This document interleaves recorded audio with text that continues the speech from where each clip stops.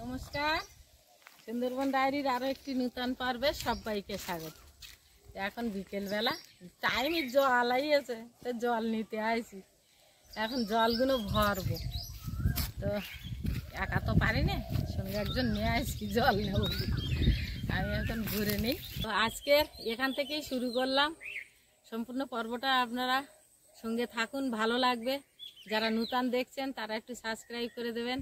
এখন আমি জলগুলো ভরবো। এ তলায় দেখো কাপড় আছে, ওই ব্যাগের তলায়, ওইটা মুখে বাঁধতে হবে ধুয়ে।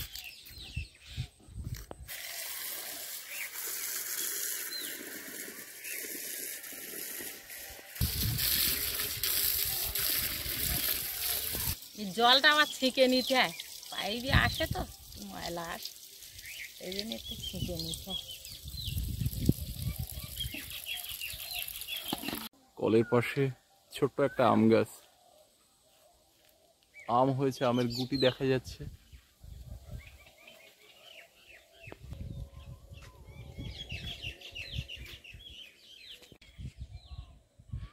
এখন পড়ন্ত বিকাল, আর বেশ দক্ষিণা হাওয়া হচ্ছে। ফাল্গুন মাসের এই যে দক্ষিণা হাওয়া বিকালবেলা নদীর ধারে, খুব সুন্দর লাগে পরিবেশটা। এদিকে কোকিলের ডাকও শোনা যাচ্ছে মাঝে মাঝে, আর নদীও বেশ শান্ত।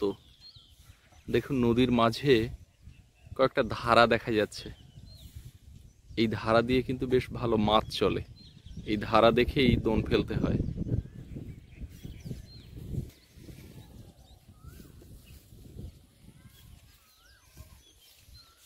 দিদি, এ হাফজাগুলো সব তুমি একা তুলে ঝাঁপ দিচ্ছ?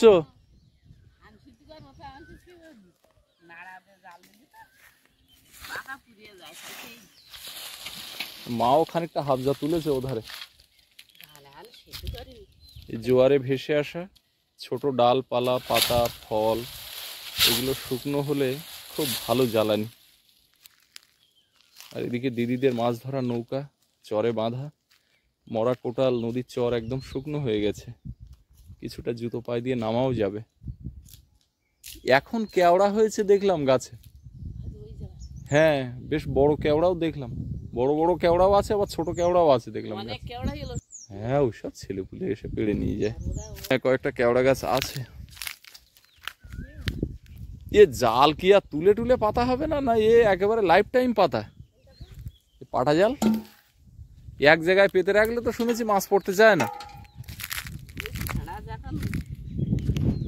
তোলা হয় তখন একটু তুলে পাতা।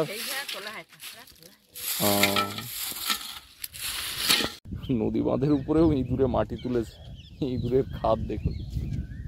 এখানে এই যে খড় ঝাঁপানো ছিল, এই ধানের খড়, সেই কারণে রাস্তার উপরেও ইঁদুর এসে বাসা করেছে। এই যে ব্লকের গায়ে নিচের অংশগুলো সাদা দেখাচ্ছে, এইগুলো একদম ছেলা পড়ে থাকে, এখান থেকে ওঠানামা করা যায় না জোয়ারের সময়, মানে ভরা কোটালের সময়। এখন যেহেতু মরা কোটাল, জল উঠছে না বলে সেই জায়গাগুলো একদম শুকনো ঠনঠনে হয়ে গেছে। আর এদিকে নদীর চরও শুকিয়ে গেছে। এই জায়গা দিয়ে যখন ভরা কোটাল থাকে, তখন এখান থেকে উঠতে গেলে হয় দড়ি ধরে উপরে কেউ না টানলে, না হলে সিঁড়ি দিয়ে উঠতে হবে, না হলে ওঠাই যাবে না। জোয়ারের জলে এখানে ডালপালা পাতা পড়ে আছে, এগুলো কিন্তু অনেকে গ্রামের লোকজন খুঁটে নিয়ে যাচ্ছে জ্বালানি করার জন্য। ওই দিদি যেমন ওখান থেকে তুলছে। আর নদীর চর একদম শুকনো, যেখানে এত কাদা থাকে সেখানে এখন জুতো পায়ে দিয়েও নামা যাচ্ছে। আর একটু পরে এই জঙ্গলের ভিতরে প্রচুর পাখির ডাক শোনা যাবে, প্রচুর পাখি এখন এখানে থাকে।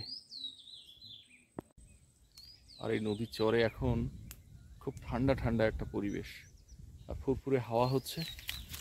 জলের কাছাকাছিও চলে যাওয়া যাবে হেঁটে, কিন্তু উপরের দিকে উঠবো এবার।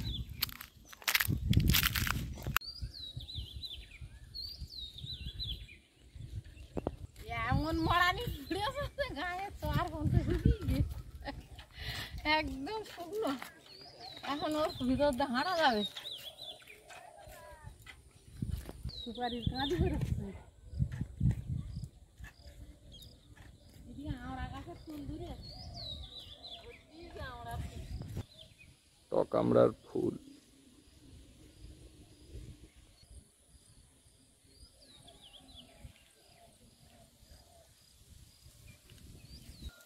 সুন্দরী গাছটা বেশ বড় হয়েছে, ছোট্ট চারা ছিল। দেখুন এই গাছটা গ্রোথটা কতটা হয়েছে। আর পাশাপাশি আরও দুটো গাছ একই সময়ে লাগানো, দুটো না তিনটে, সেগুলো কিন্তু অতটা গ্রোথ হয়নি, এইটা বেড়েছে। হাঁটতে হাঁটতে আমাদের বড় পুকুরের সামনে চলে এলাম। বিকালবেলা এই পড়ন্ত বেলাতে মাঠে বসে আড্ডা দেওয়ার একটা রেওয়াজ আমাদের ছিল। তো সময়ের সাথে সাথে সেই আড্ডা মারা লোকগুলোও যেন কোথায় হারিয়ে গেছে, আর সময়টাও যেন কোথায় হারিয়ে গেছে। তো বিকালবেলা এরকম গরমের সময়ে এই যে মাঠ দিগন্ত বিস্তৃত, মাঠে খেলাধুলো, মাঠে বসে আড্ডা, এটা একটা মধুর সুখ স্মৃতি হয়ে রয়ে গেছে। যদিও এখনো আমরা মাঠে মাঝে মধ্যে বসি, সেটা হচ্ছে আমাদের দয়াপুরে বাজারের পেছনে যে দোল মাঠ, সেখানে গরমের সময় আমরা বসি কানুদা প্রদোষদা। তো মাঠের দিকে চলে এলাম। সামনে আমাদের বড় পুকুরটা, খুব তাড়াতাড়ি ছিঁচতে হবে। মা তো বারবার বলছে হসপিটালে যাওয়ার আগে পুকুর ছিঁচে ফেলতে হবে, কারণ গত বছর মাছ চলে গেছিল। এখানে ছাগল বাঁধা আছে আমাদের, দু একটা মাছও উঠছে দেখতে পাচ্ছি ঢুপঢাপ করে এই যে জঙ্গলের মধ্যে, এর মধ্যে। আর এর মধ্যে তো প্রচুর ওই ডাক পাখির বাসা, সারা রাত ডাকে। এখনো ওখানে গিয়ে ঘা দিলে পাখি উড়ে যাবে। পানকৌড়ি, বক, এগুলোই আছে এখানে। জল বেশ কিছুটা নেমেছে, প্রাকৃতিকভাবেই জল শুকোচ্ছে কিছু। তারপরে যেটা বাকি থাকবে ওটা পাম্প লাগিয়ে নদীতে ফেলতে হবে। এখানে যা জল থাকে এই পুকুরে, কম করে 1 বিঘা জায়গা ধান চাষ করাই যায় গরমে, কিন্তু সে তো আর আমাদের করার সময় নেই। আর সব থেকে কম খরচে, কম কষ্ট করে যে চাষটা করা যায় সেটা হচ্ছে এই মুগ ডাল চাষ। চাষের সময় এই বীজগুলো, ডালগুলো ছড়িয়ে দেওয়া হয়, তারপরে আর এর দিকে খুব একটা দেখতে হয় না, শুধু ছাগল গরুতে না খেলেই হলো, এমনিই কিন্তু ডাল হবে। আর এই ডাল তোলাটা কিন্তু একটা বড় খাটনি। যারা চাষ করে তারা অর্ধেক ভাগিতে তুলতে দেয়, মানে যতটা তুলবে তোলা লোক তাদেরই লাভ, তুলতে পারলে লাভ। বিষয়টা এরকম, যদি 10 কেজি ডাল তোলে, 5 কেজি যে তুলবে তার, আর 5 কেজি যে চাষ করেছে তার। আকাশটা দেখুন মেঘাচ্ছন্ন, সূর্যটাও ঢেকে গেছে মেঘে।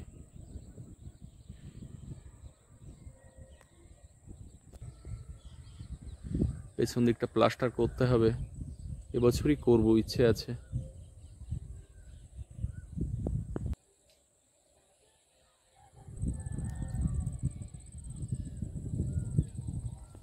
দুপুরবেলা একটু ঘুমিয়েছিলাম, আর ঘুম থেকে উঠে চোখে মুখে জল দিয়ে এদিকে যাচ্ছি, মা এদিকে কিছু সরঞ্জাম নিয়ে আসলো, দা না কি যেন, কোদাল, কাঁচি, সব আরো সব কি সব নিয়ে আসলো। আর আমার বলছে চলো বাগানের দিক যাই। আমি বলছি কি করতে, বলে দেখবা চলো কি হচ্ছে। তা বিরাট কিছু একটা আজকে বাগানে হচ্ছে, বুঝতে পারছি। এই তো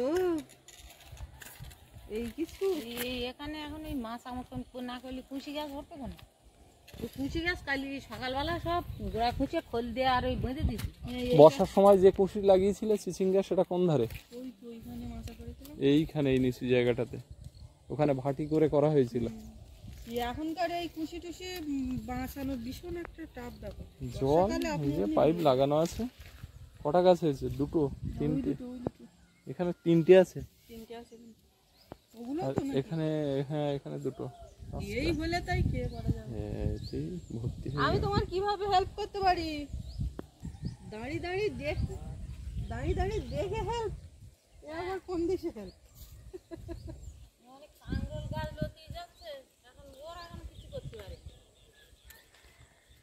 মানে কঞ্চি বানতে হবে। বাপিদা, তোমার পেয়ারা গাছে ফুল ফুটেছে, পেয়ারা খাওয়ার মতো হয়ে গেছে। পেয়ারাও হয়েছে দেখতে পাচ্ছি। উর্মিলতা লেগেছে বলতে।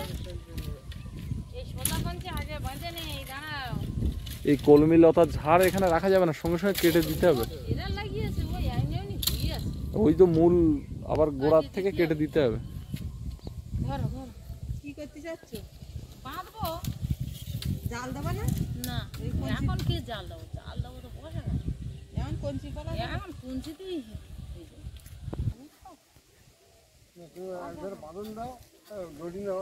খুশি ঝিঙে কই? ঝিঙে গাছ বেরোয়নি না। আবার দানাও না তাহলে? এখানে বিট একটা উঠে আছে কেন? একটা না, এখানে দুটো তিনটে চারটে।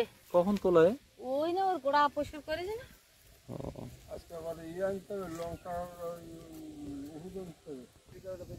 মার মতন বাদাম হবে? হবে। না, ও বাঁধলে তো ঢিলা হয়ে যায়, সব সজনে ডাঁটা বাঁধে বাজার নিজের দিয়ে ফুলে যায়। ওরাও তো এরম বাঁধা কাজ আমিও পারি, দাঁড়িয়ে দাঁড়িয়ে।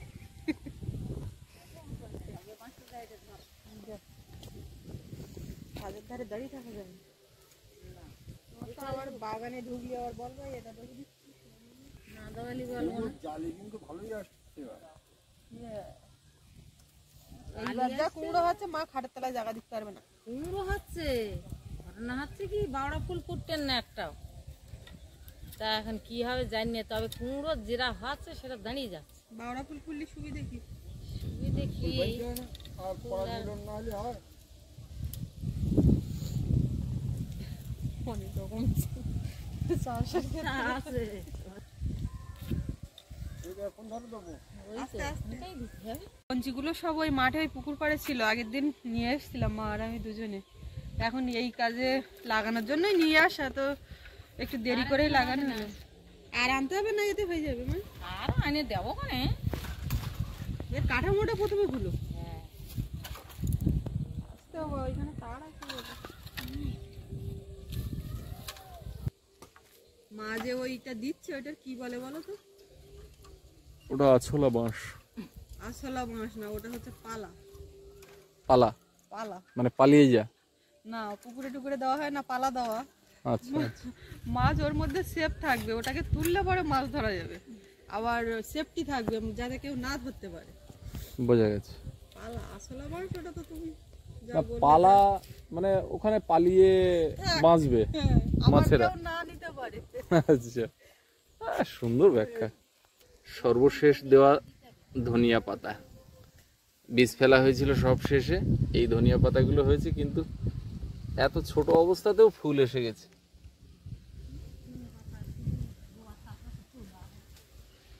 কেন ফুল আসে তো কি জানি এত তাড়াতাড়ি।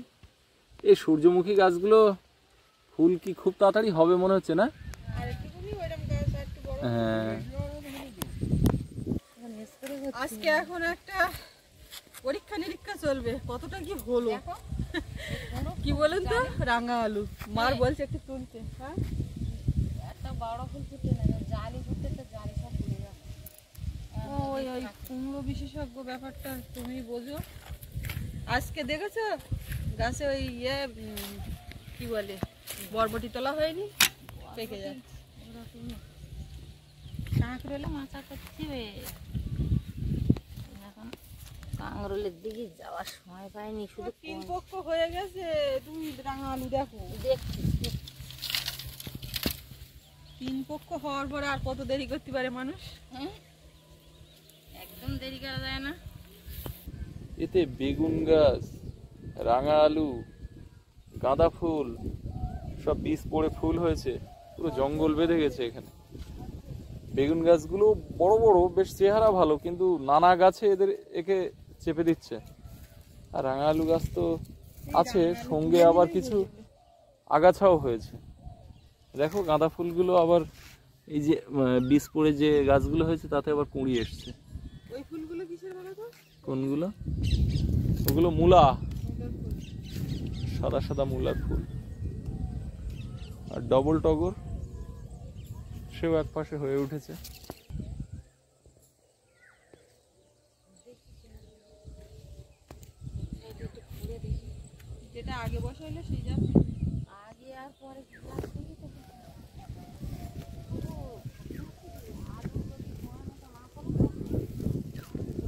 কিন্তু এখনো কোনো কিছু হয়নি। হয়নি তো। তাও হবে কেন গাছ মরতে হয়? না। টাঙ্গা আলু ওই বাড়ি কিরম হয়ে বলে দিন ও বাবা, সব কথা আর বলা দরকার নেই। কোন জায়গাতে?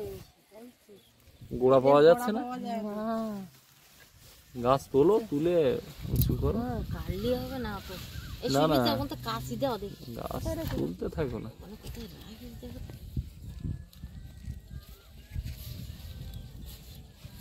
এই হচ্ছে গোড়াটা পাইছি। তাই না কাছে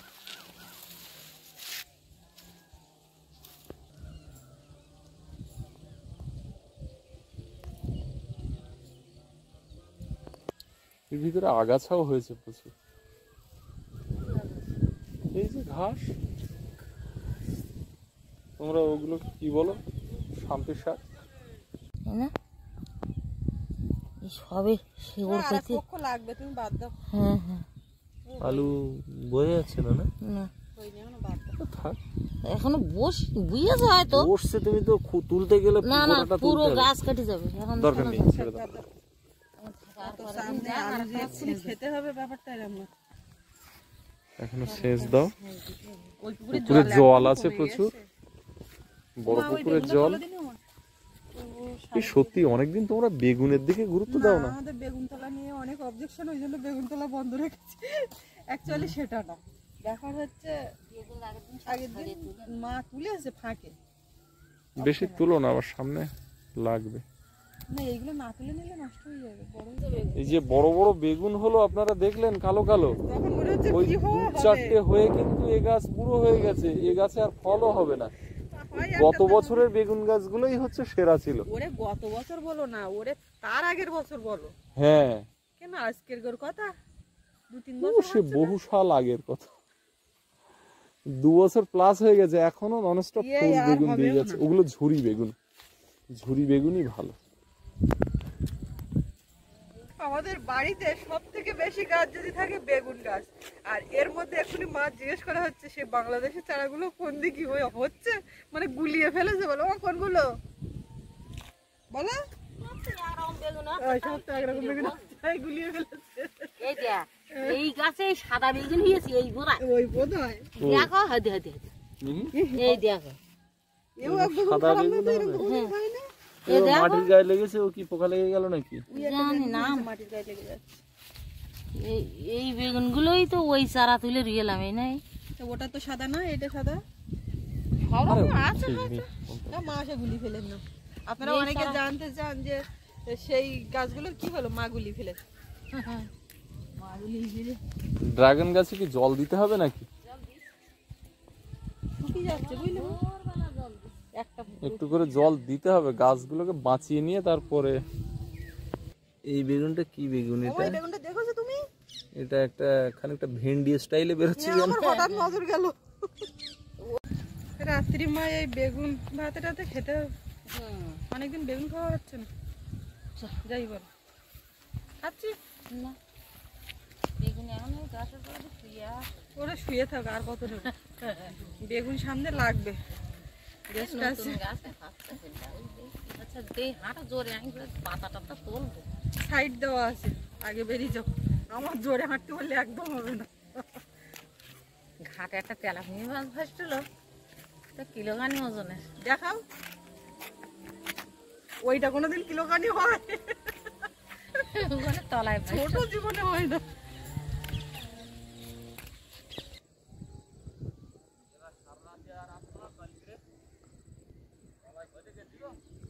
আরে গাছ না তলা দিয়ে শুধু।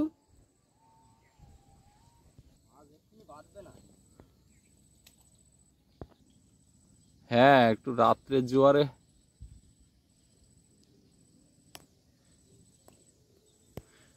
মিতুন ভাই ওখানে জাল পেতেছে একা একা। নদীর চর একদম শুকনো হয়ে গেছে।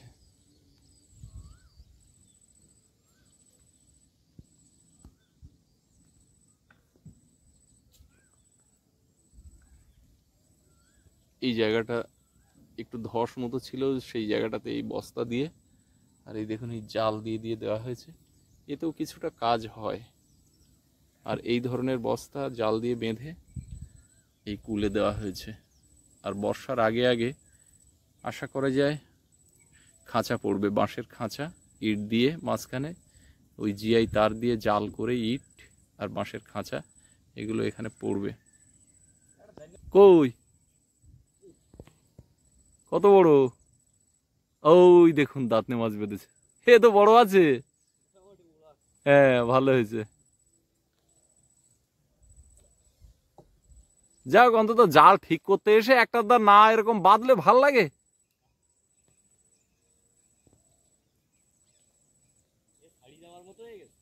তাই না? হ্যাঁ বড় একটা দাঁতনে মাছ দেখুন এক্ষুনি নদীর থেকে উঠে গেল জ্যান্ত।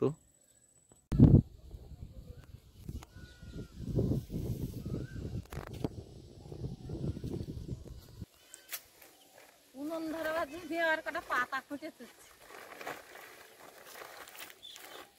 শুধু পাতা না এর সঙ্গে পাতার সঙ্গে ডাল পালা কত কি, এ বেশ জলে ভালো, কাঠ কুটে ভর্তি।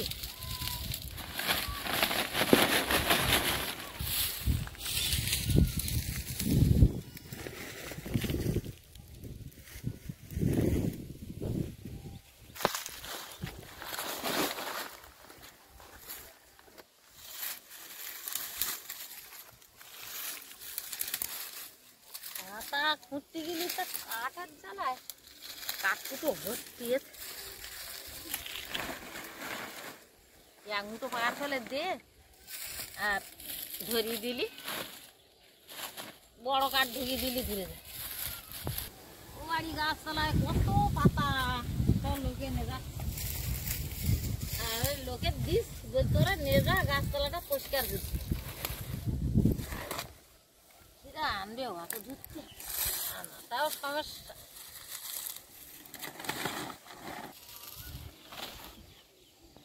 বেলা প্রায় ডুবে যাওয়ার মতো হয়েছে আর মনটাও এদিক ওদিক যাওয়ার জন্য ছটফট করছে।